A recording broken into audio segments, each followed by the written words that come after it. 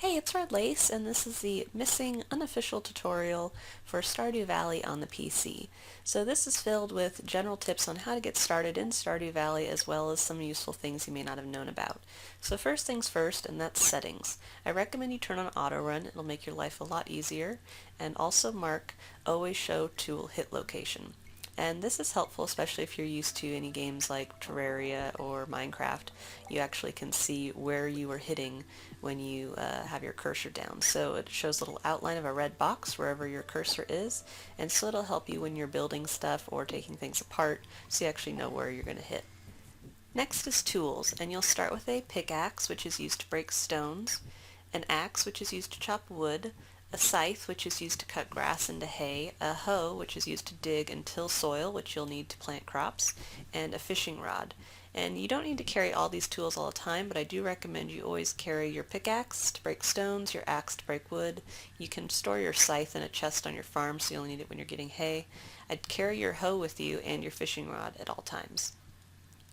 And the reason I keep your hoe is whenever you come across worms in the ground like this, you'll want to dig them up with your hoe, and you'll get some very useful items occasionally, and some general things you might need. Next thing is buying seeds. So on the first of each month or season, you'll want to go to Pierre's General Store and buy seeds. Now, each season has 28 days, and you'll see when on the seed description that each seed has a listing of how long it takes to mature. So you'll want to keep track of that time to know how long you need to grow something, and you need to finish growing it before the season ends because not all seeds will transfer over into the next season. So if you don't get them before the end of the season, they will be dried up weeds that you need to pull out of your garden. So you really want to make sure to go in on the first of each season with plenty of money to buy seeds to get started growing. Next thing you want to do is save up for a backpack upgrade. I recommend saving for this right away because you only start with 12 inventory slots in your backpack to begin, and that's not very much room, especially when you consider carrying the tools you need to travel around and some food and gifts to give to people. So Pierre will send you a message one day, and once you get that, then you're able to go buy the first backpack upgrade for 2,000 gold at his shop, which upgrades your backpack to the large pack, and you get 24 inventory slots. So that gives you a full second row of inventory, which will be really handy, and I definitely recommend you get this as soon as you possibly can. So now you can go ahead and carry as much stuff as you want around town. Next is geodes. I'd recommend breaking stones and processing your geodes for 25 gold each whenever you get them, because the geodes can often contain useful things that you can't get early game any other way. So you might find ore this way before you have access to the mines, or things you can donate to Gunther at the museum, which can yield useful rewards as well. So next you'll want to keep an eye out for those things you can donate to Gunther at the museum, and the Stardew Valley Museum and Library is open 8 a.m. to 6 p.m. And anytime you get an item that says it's an artifact and donate to Gunther, you'll want to go ahead and do that. So you'll come down to the door, go to the front desk, and donate to museum. So you can see I've already donated quite a few things, and I have 2 more items to donate, so I'm just going to go ahead and pick a slot for those, make the donation, and every so often you'll get rewards, and the rewards are pretty good, so you'll want to make sure to make donations. So every morning when you wake up, you'll want to watch TV, which sounds kind of funny, but you do. There's the Fortune Teller channel, which is welcome back to Velwick's Oracle. If you seek hidden knowledge of the future, well, you've come to the right place. And she'll tell you whether or not you're feeling lucky or unlucky, and that'll help determine if you should harvest your crops because you might have a better chance at gold items, and so forth. There's also the Queen of Sauce channel, which you'll want to watch once a week to reveal a new recipe, which is very important after you get your first house upgrade to make your kitchen, because then you can start cooking. So be sure to watch out for Queen of Sauce. And finally, the weather report, which tells you the next day's weather. And I usually like to watch the weather report before bed because it tells you tomorrow's weather. So you can choose either way to do it the day you wake up or the next day, but I usually do it before bed. Next is watering your crops and harvesting every morning. So every morning, first thing you want to do is go out and harvest any crops that have grown, especially if you're feeling lucky based on what the fortune teller has told you, and then you'll want to water those crops if they don't have sprinklers on them. So sprinklers are hard to come by early games, so you definitely will be spending a lot of time watering your crops, and watering your crops takes energy. Most things you do take energy, and so you'll want to be sure to water your crops each day because time is valuable when growing your crops with the limited time period of each season, so you'll want to be sure to go through and water all your crops. You'll also want to put up scarecrows in your crop area to ward off crows who will steal your crops, and I like to build walls around my farming area so that grass doesn't grow wild in here and take over my crops that have already started growing. Every day you'll also want to head over to the bounty board at Pierre's General Store and check out bounties. So someone might have a listing like this one, help wanted, could someone bring me a common mushroom? It gives you a reward and it also makes that person happy, and relationships are very important.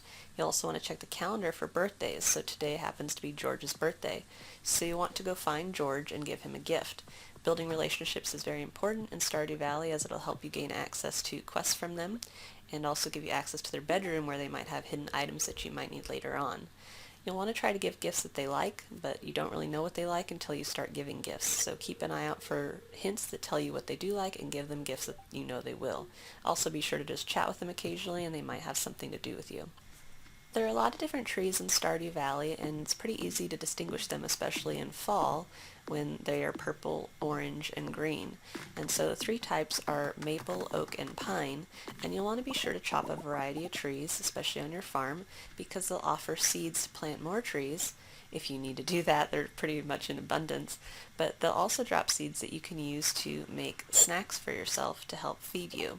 So I like to keep the seeds and make field snacks, which is a great way to get energy when you've expended all yours and get a little extra health. And field snacks are very cheap, especially when you've chopped down a lot of trees. It takes one seed of each to make a field snack, and you can have plenty by the time you're finished. Fishing is something you'll do a lot of. You'll want to try to fill up the green bar as best you can when you first throw your line out, and then you're just going to wait until you get a hit or a catch. And sometimes you'll catch junk, and that's okay. Just toss your line back out and do it again.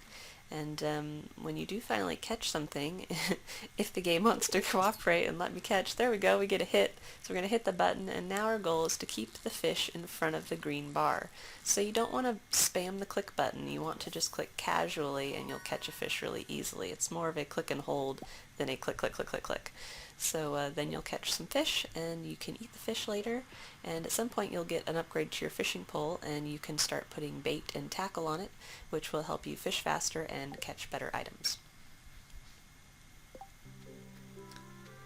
Next is foraging. So you'll do plenty of foraging. You want to keep your eye out when you're walking around from place to place for items that you can collect. And this brings me to my next point that you'll want to do right away is fix this bridge. So it cost, I think, 300 wood to fix originally, and you'll want to fix that as soon as possible because this side of the beach always has sea urchins and coral and some other useful items that are worth quite a bit of money in the early game. And so getting access to this section will be really helpful, and it is all season. You can come down here every season and collect different items. And you'll also want to scour the beach on the other side because sometimes you can find useful items like coal or clams or other things you might want to sell. So while you're wandering around Stardew Valley, be sure to keep one of every item you find until you reveal all the collections in the community center. The community center has a lot of mystery surrounding it, and I don't want to give anything away, so I'm not going to say much about it here, but you will have the opportunity to access collections, and you can see I've opened a few already. But you basically go in here, see what's required, and you'll need to put one of each of those in the slots below. And you can do this whenever as you get them, or you can come in groups and drop them off all at once, whatever you like to do. But just keep an eye out for those items. I actually keep a big list in a Word document so I don't have to make trips here unnecessarily. But definitely keep your eyes peeled for these, especially because some of them are seasonal, and so you don't want to have to wait till the next season rolls around. So you might have missions where you need to find somebody to turn something in, or maybe you just need to make friends with people. The Saloon is a great place to go in the evenings to chat with a lot of people. They congregate here in the evening, which is after 7 o'clock, and you can easily go through here and turn in quest items like this. So I had something to do with Leia, and so I can drop that off with her without having to actually go hunt for her and waste my time during the day. You can also give gifts to people and talk to them, which will also help with your friendship levels with each of the people in the town. So to spend some time here at night, it's a great thing to do right before you return home, especially if you're out of energy, just to chat, hand over some gifts, make some better friends, and generally be social. If you're wondering what this box is next to your house, it is your shipping container, and the mayor has promised to pick everything up every morning. So at the end of the day, if shops are closed and you have things you don't want or need, you can go ahead and drop them here in your shipping container. Or if you just need some money, you could use this for that as well. So maybe you have some extra wood, maybe you toss some wood in here too. So you're going to put whatever you want in here, click OK, and then you're going to want to head into your house and find your bed, and you're going to go to sleep for the night.